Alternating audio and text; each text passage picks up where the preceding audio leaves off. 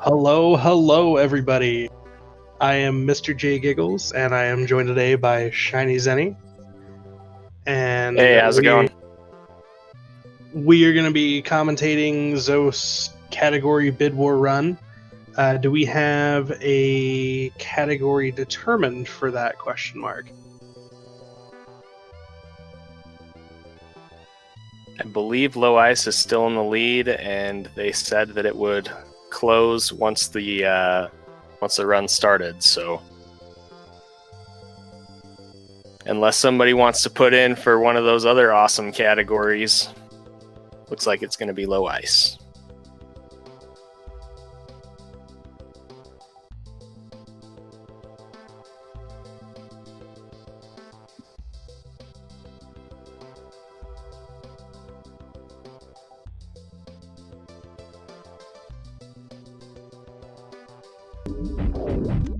Poor Zos isn't even going to get to enjoy Speed Booster.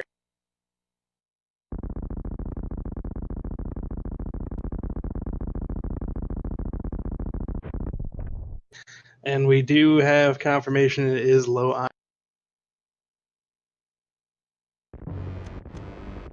Now, throughout this run, we are still going to have a bid war for this run of save versus kill the. I believe currently save is slightly in the lead. So, chat, if you guys want to correct that mistake and make sure that we kill the animals this time, you know what.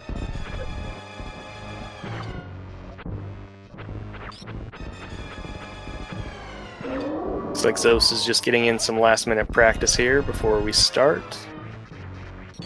I can't probably blame him. Give him a heads up that we're ready to go. I'll hop on over and do that.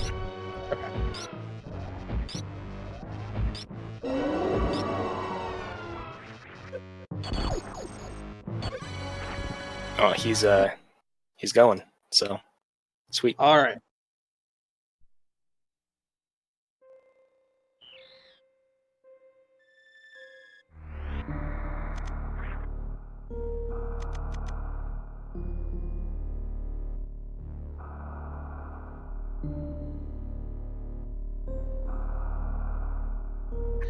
So while we're gearing up here, low percent ice as a category is pretty interesting. It's one of the challenge categories, low percent. That and reverse boss order are two big challenge categories. Low percent, there's kind of some contention that low percent is more difficult than RBO, simply because there aren't really any safeties you can get. I mean, there are for the early game, you can get your entire 14% before you do anything major. But ultimately, there aren't any safeties for the late game that you can pick up. And it's going to make for some interesting strategies, some interesting boss fights, and some very long boss fights throughout this run. Yeah, there are some things that you can do. There are like routing choices that you can make that will make portions of the run easier. But like Eagles was saying, by the time you get to sort of the late game phase, since it's low percent, you don't have the option to pick up any additional safety items, as it were. So what is the final loadout that we're going to be looking at here, Giggles, for low percent ice specifically? So throughout the runs, Zos will be picking up 3 energy tanks, Various Suit, Gravity Suit, Morph Ball, Bombs, Charge Beam, Ice Beam, and 2 Missile Packs, 2 Super Packs, and 1 Power Bomb. That should equal out to 14%. And that is the bare minimum to beat the game with no major glitches. The ammo requirements could actually be lower if not for the hit requirement for Mother Brain and the fact that she's only vulnerable to ammo in the first phase.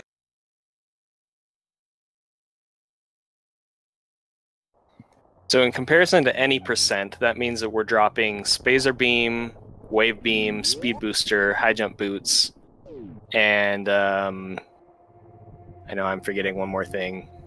Extra ammo, and I think one more missile pack. Right?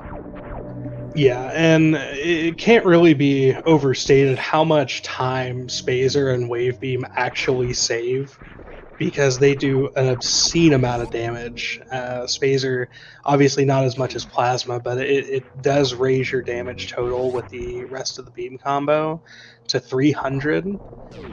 In this run, we're going to be doing, I believe it's 90 damage with just charge and ice. So significantly reduced losing Wave and Spazer there. Yep, the charged ice beam does in fact do just 90 damage, and as a little bit of additional information there. So in any percent, one of the things that Zos does specifically to speed up the Ridley fight, for example, is he uses the wave special beam attack called X Factor, is what we call it in our community. And each X Factor particle does 300 damage. That's generally how the special beam attacks work, but for some reason, the developers decided that the ice special beam attack should only do 90, just like its charge shot equivalent. So it was kind of rude of them to do that. It really was. Can you imagine how much faster some of these fights would be if the ice shield special beam attack wasn't nerfed like that? What the heck, Deer Force? All right, so we've been kind of talking about the run, not really commenting on this beautiful movement that Zost has been showing off here during the beginning of the game. It generally does look just about the same as every other start to Super Metroid runs, but it's always kind of a spectacle to see just how clean and how consistently Zost moves through these rooms. Absolutely. It's, the first 6-7 minutes of the game are the same for almost every category. Low ice is no exception. And there is something mesmerizing about watching the bomb split just be so. 441 bombs time. That is an absolutely excellent pace for a marathon run.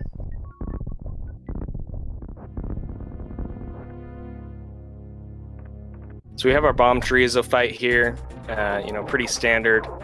You want to shoot them with 5 of the P shots, collect some of the missiles, and then collect the rest of the missiles. Very beautiful fight. And we're off.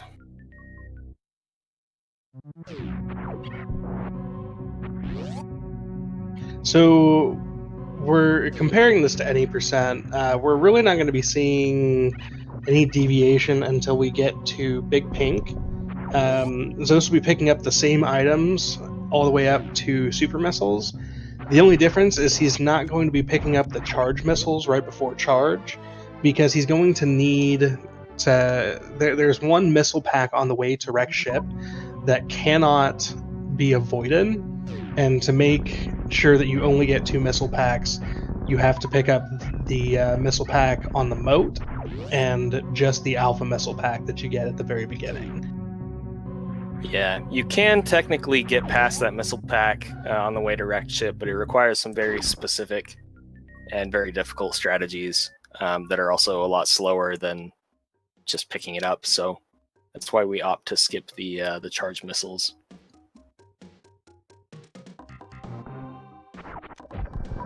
I mean, another thing, who doesn't love infinite horizontal bomb jumping? It's all about that ceiling infinite bomb jump, Giggles. Come on. Another thing you'll notice is that Zost is going to be putting in a lot of effort to use some health conservation strats.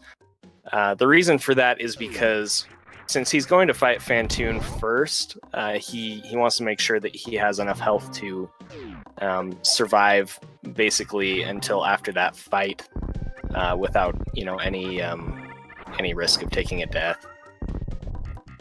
It's a very difficult fight, honestly, to do with the low percent items.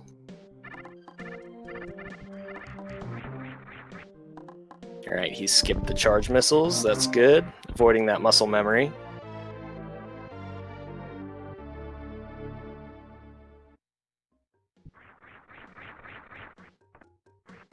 Yeah, the Fantoon fight is incredibly difficult to get a 2 round in low percent because usually you use 10 missiles per round, or 10 for the first round and then 9 and a super for the second round.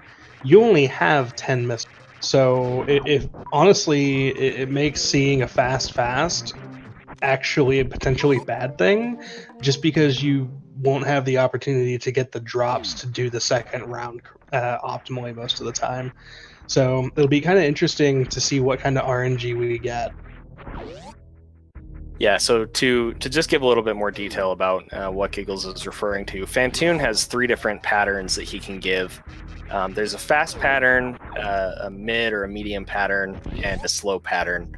The fast patterns are generally what we want to look for in terms of RNG, but the thing about the low percent fight, like Giggles was saying, was generally that puts us in a spot where it's actually harder to have the missiles that we need to get that damage in. Just because during the course of the fight, generally Fantoon will drop some flames that sometimes drop those extra missiles that we need. So a lot of the time when people are doing low percent runs, they actually are hoping for more of like a fast mid or a mid fast. Just makes it a little bit easier to get that 2-round Fantoon in. So here we're coming up to the moat for the first really difficult trick of the run, and that is there's 2 different ways to get across the moat. The first is a continuous wall jump, which is going over a ledge and doing a wall jump on the other side of the ledge to without losing any momentum, jump again. And the second is more of a backup strat. He's got the setup for the CWJ here. See if he gets it. Excellent. Nice. There's a little bit of a backup. hiccup there. Yeah, not uncommon in the moat. The moat is incredibly difficult. The CWJ is a almost double frame perfect trick. I think it's, depending on how you jump, it's you have a 1 or a 2 frame window on the backside, and that's depending on which frame you jump of the 2 good frames for the first jump to set up where you're going to hit the missile pack. There is a backup that's a little bit slower if you don't get the setup correctly for the CWJ, and that's called a horizontal bomb jump. You just set up so you do a bomb jump midair, and it should give you just enough distance to cover the gap there. All right, so we've got the Fantoon fight here. Just a kind of a TLDR here. We want to hit Fantoon with missiles in such a way that we stun lock him. And if we do it correctly, then the fight will be over in 2 rounds. Unfortunately, we did get that fast, and Zos didn't have enough missiles to get a good first round in. This is most likely, yeah, we're looking at a slow pattern here.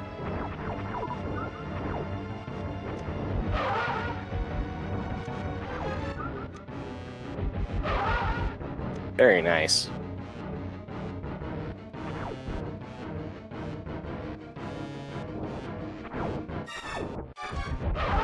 And finishing off with a mid.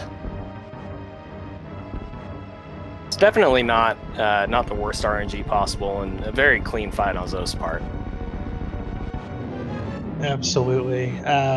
The getting the first round without a lot of ammo there was unfortunate. It was kind of a commentator's curse, because that's exactly what we were talking about on the way. Well, I owe Zost some commentator's curses, to be honest, from the CRDQ run that he did for me, so that's okay. Just kidding. All right, so we're going to be heading through wrecked ship now. The movement here is very specific in a lot of ways. but it's actually a little bit easier to handle some of these rooms with this item set. Generally, when you're here, you would have things like speed booster and high jump. But personally, I find these rooms actually easier to manage without those items. So, Yeah, you want to talk about the attic? The attic is the real worst room in. Thank you for coming to my TED Talk. No, so the attic, the attic The attic is the room that he just finished, by the way. Yeah, so Just to make that clear. The room is locked. All the doors are locked until you kill all of the enemies, and there are a lot of different ways to go through the room depending on your item loadout. What he did there was set a power bomb to clear out the first couple key hunters, and then just kind of unloaded his missiles to kill the atomics as he flew through. It was actually a very well executed attic. This room here is called bowling, and Zos wants to make sure that he takes the least amount of damage possible going through those spikes. So he did only take two hits from the spikes there. That's exactly what we're looking for. And now we get to sit in the bowling Terizo's grasp as he carries us down. Now, the next thing that we're going to see is Zost is absolutely not going to get a gravity skip here, like I did in my race versus Zost for the low percent ice. Commentators curse. Commentators curse. Look out, Zost. That he's got your number. Oh man, all right. So he picked up the gravity suit, which is that's what we want, obviously. And what this is going to do is basically it makes us so that we take 25% damage comparatively. Is that right? Yeah. So I believe Varia is half, and then gravity halves again. But the game doesn't expect you to have gravity before Varia, so you actually get the quarter damage from them, if I remember correctly. It's they do not stack. Gravity supersedes Varia, except for the Mother Brain fight.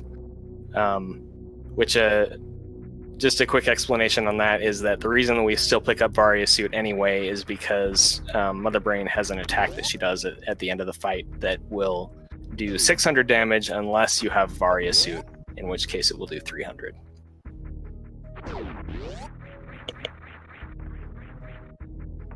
This game is very well coded that way. So coming up here, we're getting ready for the Norfair visit. There's not a lot of items to pick up in Norfair, and we'll actually be going to Lower Norfair pretty quickly after. Probably going to see Zoe stop off at Kraid before he does that. It is technically faster to do Kraid after Ridley, but it's also incredibly dangerous because you have a very free energy tank after you pick up Varia suit. And yes, he is going straight to Kraid here. Nice Kraid quick entry. Yeah, in a marathon setting, really there isn't any real reason not to do the run this way. In world record attempts, in theory, going down to Ridley first is a little bit faster. A lot of the time, that time save is going to be hard to realize. Somebody like Zost obviously would be able to take full advantage of that. But again, in kind of a marathon setting, it makes a lot more sense to do this route just because of how much safer it is. This is sort of one of those things I was talking about in terms of safeties and low percent. So, going to be setting up for the Kraid quick kill here. He did a nice little bomb jump there to put him in the right position here.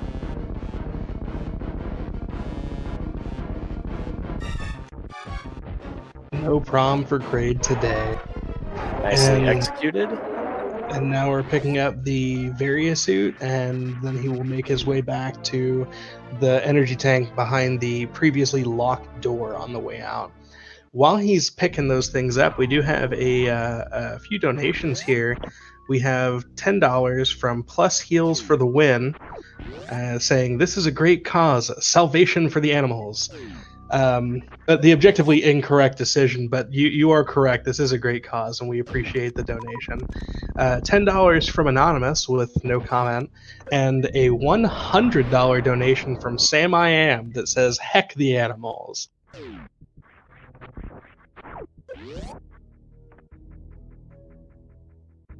Thank you Heck, the all so animals much. indeed. Thank you all so much for your donation. You know, Giggles may be biased in wanting to kill the animals, but we all know that his objective isn't really to kill the animals. He just wants to save the frames. They're innocent. They did nothing wrong. They do not deserve to be. And I mean, for all we know, the animals make it off the planet anyway. You know? Who cares that there isn't a pixel in that final cutscene if you don't go save them? I mean, I'm just saying, Edikuns know how to wall jump, Decoras know how to shine spark. They can figure it out.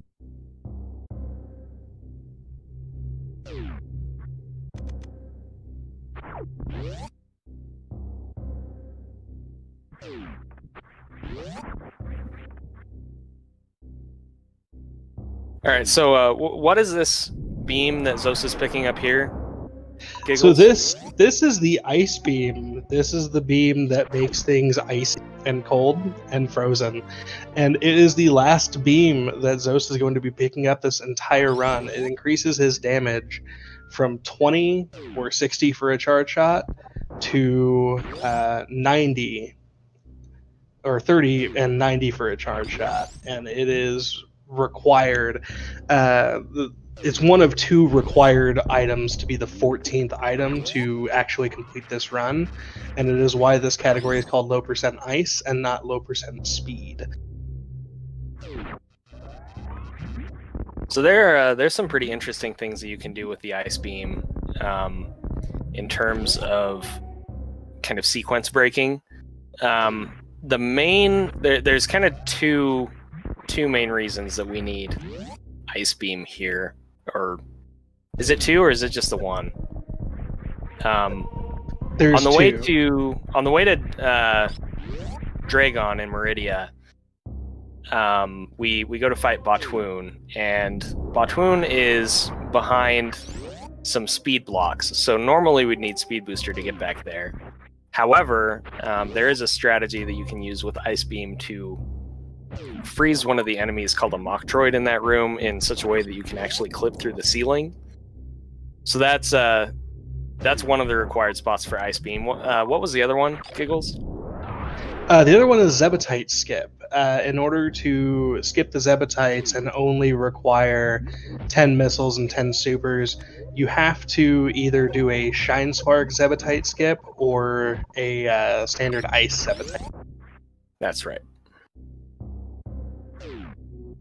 So what are the other benefits to having Ice Beam as opposed to Speed Booster that makes this this variation of low percent faster? So honestly, I have not done a lot of low percent speed, so I'm not 100% certain. Based on knowledge of the game in general, Speed Booster is really, really awkward without high jump boots, and so I can only imagine there are a few places that you would need to pause to turn off Speed Booster to get through. And second would be health management. You know, getting speed specifically so you can do Shine Sparks, which allow you to move quickly at the cost of health. When you only have the bare minimum amount of health available to you, I imagine that farming is going to cost you a little bit of time.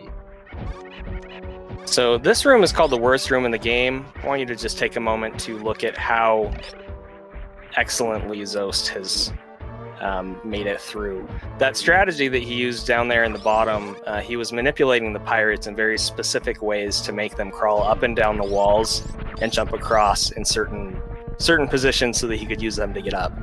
So he made it look much easier than it actually is. It's very, very specific to get the room through that way.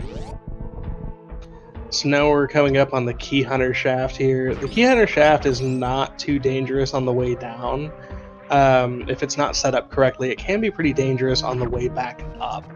And that's because the key hunters are going to do 50 damage to you, and we actually, on the way up, have to pass 2 sets of them.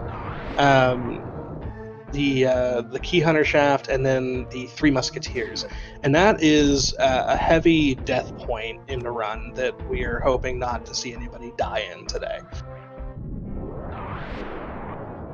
Yeah, Lower Norfair, despite having the gravity suit, still does a lot of damage. Pretty much everything in here can be lethal if you don't handle it the correct way. So.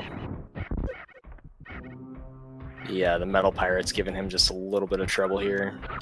I don't think I've ever seen that strat in that is incredibly... It was a really cool strat. I hadn't seen it either.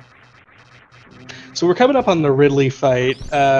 This is going to be different than most other categories you've seen, mainly because our beam does not do a lot of damage.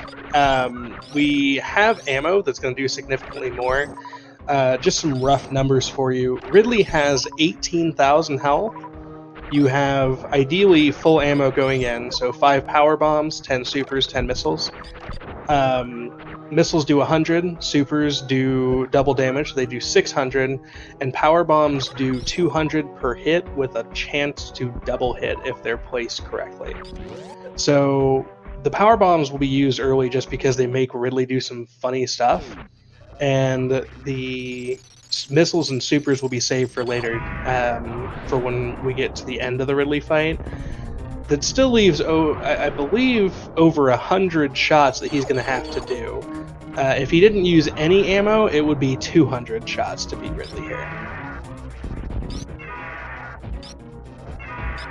So he's used all of his power bombs at this point, so he's not going to be doing any more of those ice shields or power bombs. But like Eagles was saying, he is going to be taking advantage of the ammo that he has. Generally, the way that you want to do that in this fight is you want to use the ammo later in the fight, because the more damage that Ridley takes, the faster he will move and the more aggressively he will move. So you want to kind of get through those final phases of the fight more quickly if possible. So you'll see him kind of unload the rest of his missiles and supers after he's put in a lot of charge shots. And you'll actually see Zos's wall jumping up the side of the room here. Without high jump boots, you can't clear Ridley without doing a crouch jump. And the wall jumps are an easier way to get over him because you have more starting height. And they also allow you to kind of check and see if he's doing a quick swoop pattern. There are some ways to identify it before he actually goes all the way up, but it's also pretty subtle and can be difficult to tell if it's going to be fast or not. So doing the wall jumps each time he leaves his pogo pattern is a nice, safe way to make sure that he's going to take as little damage as possible in this fight.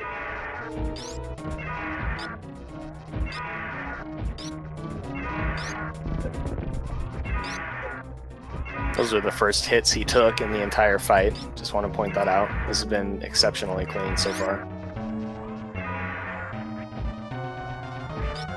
And I also do want to mention, so Zost is making this fight look very easy. That's because he is so familiar with the way that Ridley moves that he is essentially, not completely, but he's manipulating Ridley and the fight itself to kind of flow in a way that makes it both fast and safe for him to get through this. So, for somebody who wasn't as familiar with Ridley's behavior or kind of the timing of the way that things work, this fight would be much, much more difficult. I remember when I was first learning the low percent ice fight, I was coming off of running RBO, and people used to talk about back then how I was so familiar with Ridley and I never needed to worry about my Ridley fights, etc. And I died quite a few times trying to figure out how to do low percent ice Ridley fights, just because it's so much different. It's definitely more of a kind of a fight of attrition. It's an endurance fight. That was an incredibly clean fight. And Zost has now picked up his 14th item. So no more items for the rest of the run. Is that what you're saying? That is in fact what I'm saying. No more items. This is what you get. He's gonna have to go through Lower Norfair Escape and Meridia and Turian with just what he's got.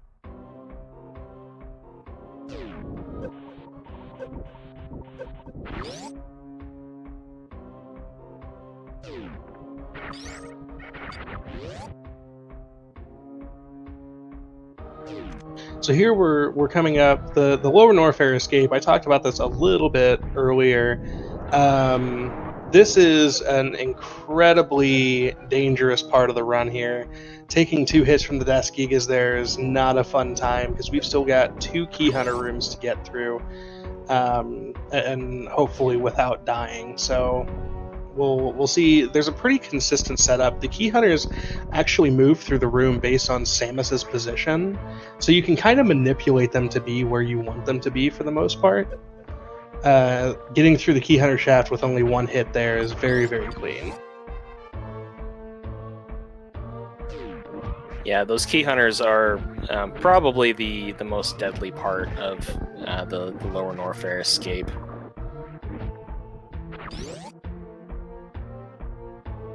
They do 50 damage for each hit, so... Zost not even scared, just deboost off the Seahorse.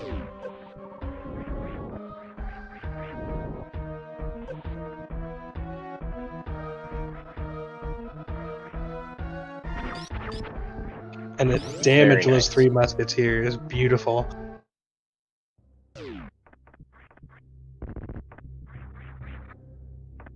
So Zos is going to do a little bit of farming on his way out of here, just so he has what he needs for Meridia, and that's going to be, I believe he's going to anyway. Yeah, and that's going to be up here in what we call the Bat Cave, which is the farming area right before the speed boost. Once he's done here, he's going to yeet himself out of Norfair and go to Waterworld.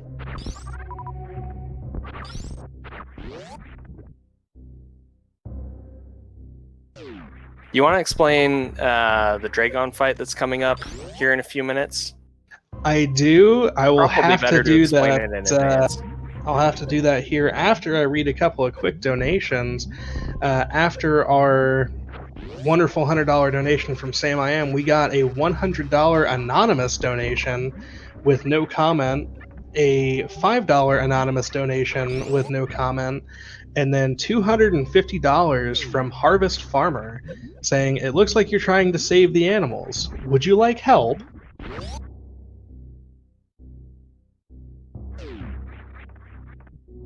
And that save kill bid war is going to be going on until we finish.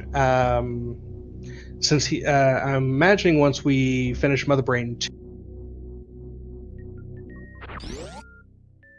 So we still have plenty of time to get those donations in and make sure that we're killing the end. Explaining the Dragon fight. Dragon is not going to look like it has in any other category in this run because you don't have Speed Booster. Most runs you're going to be seeing some Speed Booster shenanigans. Without Speed Booster, we're actually going to be having to fight Dragon the intended way, which is using ammo, using charge shots, and actually using some health too. We've got supers do 300, missiles do 100, charge shots do 90. Dragon has 6,000 health and does not take double damage from supers and is not vulnerable to power bombs. One of the ways that we can speed this fight up when we get trolley patterns from Dragon is actually using the pseudo screw, which is just spin jumping with a charge beam. And that will actually do 200 damage regardless of what beam combination you have. You will take a hit from Dragon for doing it, but it is going to speed the fight up significantly. So there was that ice clip we were talking about earlier. He froze the Metroid in just the right spot so that he could clip through the ceiling there. Almost forgot we didn't even think to talk about X Factorless Botwoon, but it's kind of pointless because it's a thing of beauty. Yeah, very, very clean Botwoon fight. A 1 round in low percent ice is much more difficult than it is in other categories, so very clean. One thing that we neglected to mention earlier, and I didn't think of it until just now, is the concept of gravity jumps. There will be one more as he's leaving Meridia, but if you were paying attention, just a couple minutes ago, Zost did a jump through that big room that we call Mount Everest, and the way that he did it is basically he started a pause and then he jumped near the end of the transition and then unequipped the gravity suit. When you do that, the game actually stores Samus's momentum with the jump momentum from the gravity suit and translates it into jump momentum suitless with no gravity suit, which makes her jump very, very high in water. It's a really crucial strategy to getting through some of these rooms here in low percent ice. Yeah, I think is that because they store acceleration and momentum separately? I don't remember the technical details behind why it works. I mean, it makes sense when I think about it, but I don't know how to explain it better than how I tried, which was probably a bad job. So I apologize for that. You're good. The short answer, I believe, is just there are a lot of limitations to the hardware, and they made a lot of concessions to kind of complicate but simplify at the same time the way this game processes data, so it's not trying to load too much at once. Otherwise, this game would be a laggy mess, and that opens up a lot of things for abuse, such as getting gravity jumps. So this is a Dragon fight. You'll notice Zost is taking the time to farm these goops Dragon shoots out for additional ammo, and in between patterns, he also pulls out these ice shields, and like Eagles mentioned, we'll be doing probably some pseudo screw jumps here as well. It's also important to note he's not using power bombs to clear the goops, and that's actually because when you kill them with power bombs, they don't drop anything. So he has to manually shoot them with the smallest beam of ammo.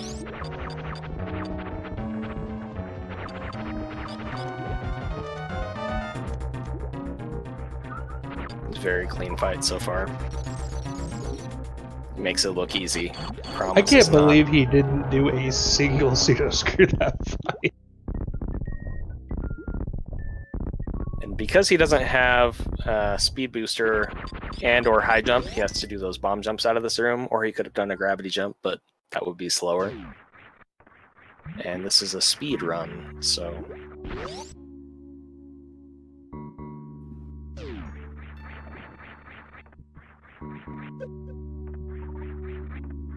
so all 4 of the major bosses are dead now at this point, which means we'll be heading to Turian after we do some movement to get out of here. Yeah, Turian is very, very interesting in low percent. All of the rooms are painfully slow because you don't have speed booster, except for maybe the second. And then we've got the Mother Brain fight itself. After we are going to play the game of making sure that we have enough ammo to get through Mother Brain 1, since we're going to have no ammo other than power bombs going into the actual fight itself, it's going to be a full 200 shot fight, and he can make that a little bit faster by using the ice shield, which do 90 damage each, so it could make it oh wow, getting trolled by the crabs there. No power bomb drops, how rude. He's gonna have to do 200, basically 200 particles are going to have to hit Mother Brain. Wow. So this is the last gravity jump that he'll be doing. And this is actually, I believe, the toughest gravity jump in the entire run. It's, I want to say, a 2-frame window, maybe 3. It's a 3-frame window, but you want Samus to start jumping after the screen is actually finished fading out. So it's kind of blind in a sense. He did get up there, so that's good. He was trying really hard to get a power bomb off one of those crabs for a couple reasons. Mainly, there's a set of blocks on the way to the ship that you need to clear. He also needs a super missile, or more than one super, actually, coming out of here. There's the super gate on the other side of this door, and then he needs some going into Turian. Game is really just giving him awful RNG here in terms of drops. I think it's trying to punish him for how clean his Ridley and Dragon fights were. Heckin' RNG, I tell you. So while he's making his way to Turian, I do want to let everybody know we are only $51 away from hitting the $18,000 mark raised for No Kid Hungry. I believe, chat, I believe we can make that before the end of this run, especially considering how long the Mother Brain fight is. And just a reminder, once we finish the second phase of Mother Brain, we are going to be cutting off the save kill donation Bidwar. So make sure if you're planning on sniping, you get it in here pretty quick, because there's, maybe 10 minutes left to get that in? It's always hard for me to gauge in low percent ice, but I think that sounds about right. Yeah.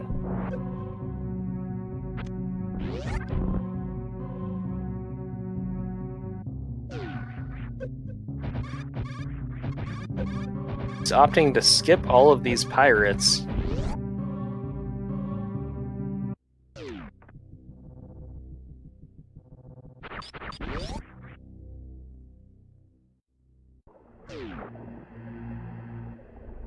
All right, so we have the golden statues here now.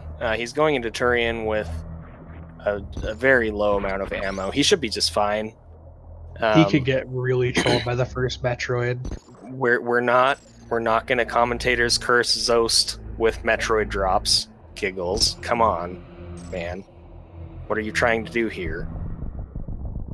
Sorry, I was trying to help you out, Zeddy. Essentially, each Metroid needs to be frozen and then killed. So probably what we'll see him do is some grouping strats. And the way that works is he'll get each Metroid kind of attached to him, and he'll put them together, and then kill multiple Metroids with a single super or a set of 5 missiles. But we do need full ammo coming out of the Metroid rooms, more or less. I think you can get away with not having completely full supers, if I remember correctly, but you need to have full supers. You can have not full missiles because of the reach. Wow, those drops. Some pretty terrible RNG. So for context, each Metroid has, I believe, 5 drops, and out of 20 drops in the first room, he only got 1 super missile. Oof. Yeah, he's probably going to clear the first 2 Metroids in here to see what kind of drops he gets, and then reset the room. Or he's going to yellow it, I don't know. Okay, he is, yeah. And it's a good thing he did that, because he only has 9 now, so he's going to want to... He'll probably go through and get all 3 this time. Yeah, so 10-9 is actually possible, as chat pointed out, but it's much slower. It's definitely better. Right, because you have to go reopen supers. the door before the zap.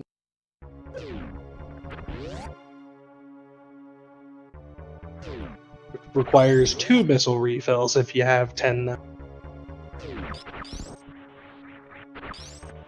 So one interesting thing about low percent is we will not be seeing a baby skip today.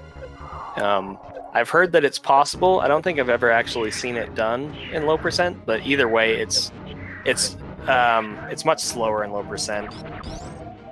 It's just so much easier to go for baby skip. Yeah, runners just opt to damage down and kind of streamline the cutscene here. And while we're watching this cutscene here, we did get a $51 donation from Harvest Farmer saying, might as well pad the lead of Save the Animals and get us to that 18. And we are, in fact, at $18,000.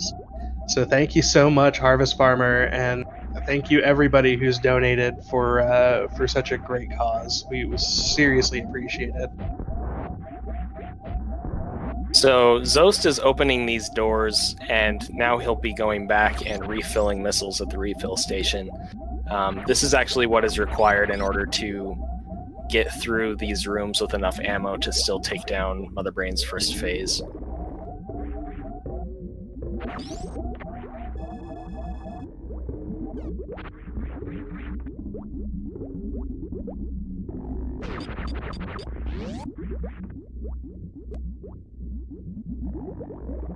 So like Giggles mentioned, if he only had 10-9, what you'd have to do now is come down, open this next door here at the bottom of this room, and then do another refill and come back.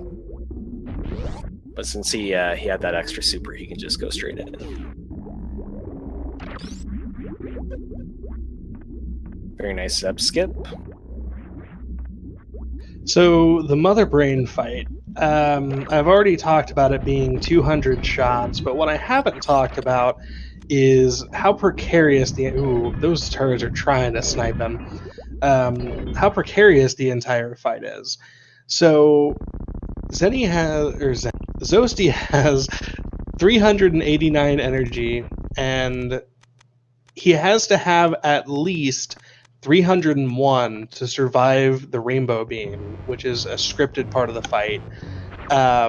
So he cannot take more than 88 damage, or he is dead, regardless of if he is able to beat Mother Brain 2.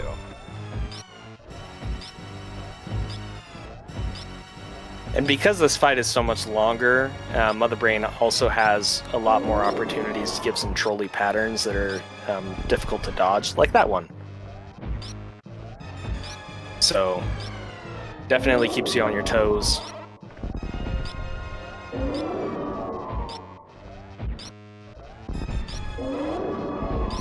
So just a reminder, the save kill is going to end once we get the rainbow beam. Ooh, and that was a nice little glitch he just showed off. Or well, not really a glitch so much as an exploit. So if you hit the bombs, if you have to take a damage and you can hit the bomb, if you hit it in the very center, it actually only does a base damage of 3, which divided by 4 is less than 1, so it just doesn't do any damage to you.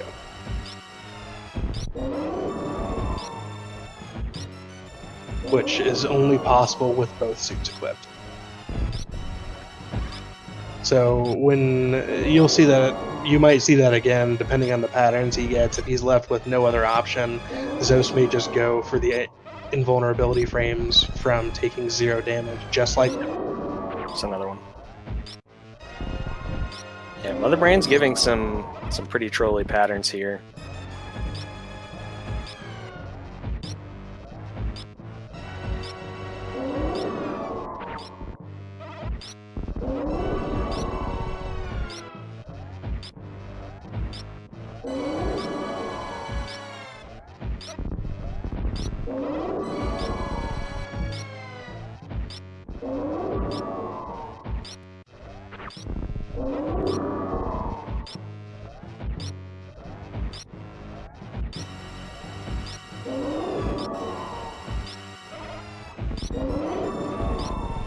One kind of cool thing about the way that Zost handles this fight, I don't actually see anybody else do it this way. If you look at the top of the screen, he has his hand cam there up in the black.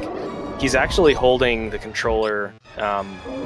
He's using both hands on the face buttons to do the charge shots, and I think that's just because he finds it more comfortable with the way that he has his buttons mapped. So when he needs to position, he switches and obviously uses the other hand on the D-pad, but yeah, Zost has a few rather notorious grip switches. I don't even think we mentioned the one at the crane.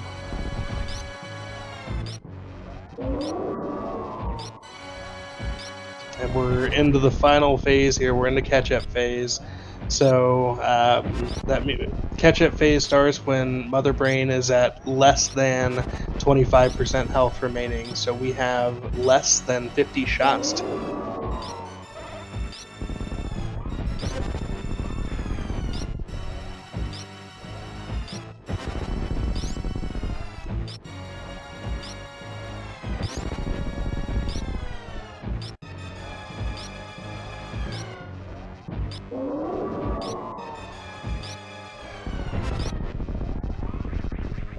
Rude Mother Brain pattern.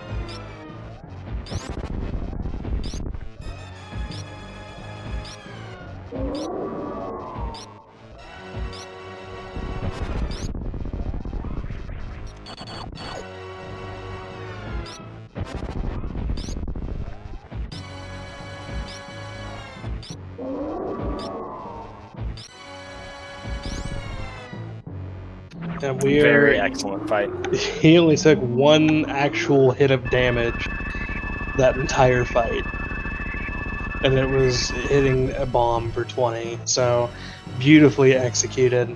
And with that rainbow beam, we are going to be cutting off the save kill donation. It looks like we're going to be saving the animal. Zenny, do you want to make sure he's aware of that? I can do that. Thank you, sir. And while we're watching the cutscene and making jokes about other we do have a $5 donation from Trans Tabla saying, "Love the cause and love Zosty." Thank you very much, Trans Tabla. And then a $20 donation from Myconoid with no comment. Thank you very much, Myconoid.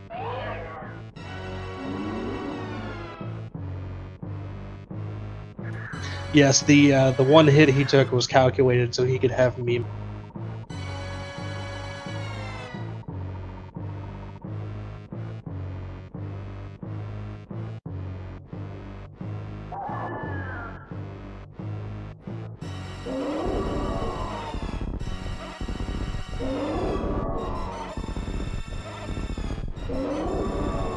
So the upcoming escape sequence is it's going to be a little different than every other category just because we don't have speed booster.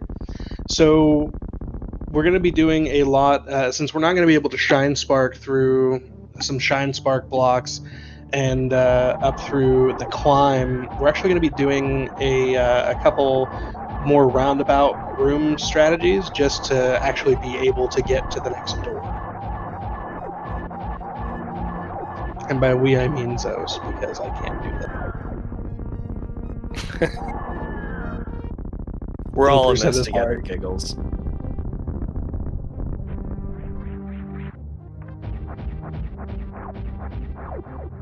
You know, I do find it kind of funny. The hyper beam, the way it's coded, is it's effectively wave, plasma, and charge, which is hilarious because it doesn't include the beam you pick up, which is ice.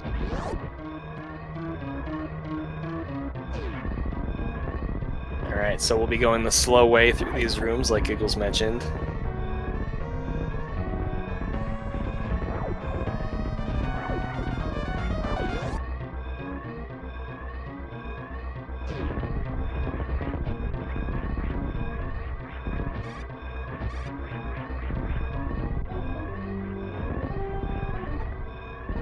We never even mentioned Moonfall. We are terrible commentators, Giggles. I mean, in fairness, Zosty and I talked about it quite a bit during your run. We probably should have talked about it, but now that we're at the end of the run and we just watched the last one, I don't know how much point there is. Watching left side wall climb still freaks me out because it's it way just harder feels to backwards. do too, to be honest. Every time I'm doing it, I'm worried I'm gonna screw it up.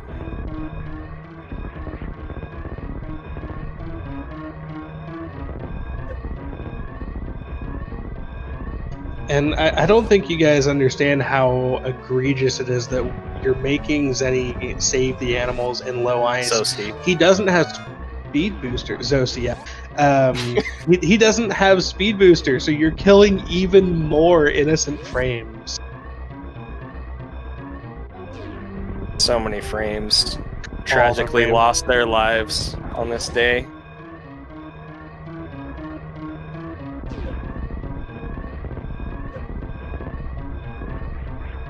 And with that, we have finished the run with a 51:50, which is honestly incredible for a marathon.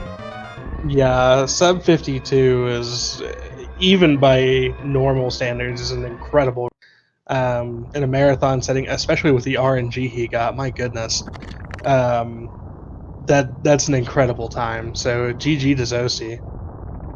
There's too many Absolutely. Z's in our community, for the record. Z Master Race. All right. We got Zosty, Zenny, Zoats and Goats, Zahemoth. You know, all the Z's. Just all of them. Should change my name to Mr. Z Giggles. Zister Z Giggles. So Z we Music. do technically have to sit through the credits here and verify that he got 14% to validate the run. Loaders 27. Zip. All right, you got me there.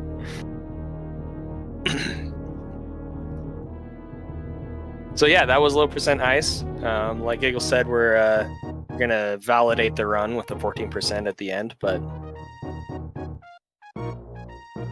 excellent run for sure. If by chance you find yourself watching this run and you have not followed Zosty, may I invite you to go over and follow him, because he's an incredible runner and an excellent streamer.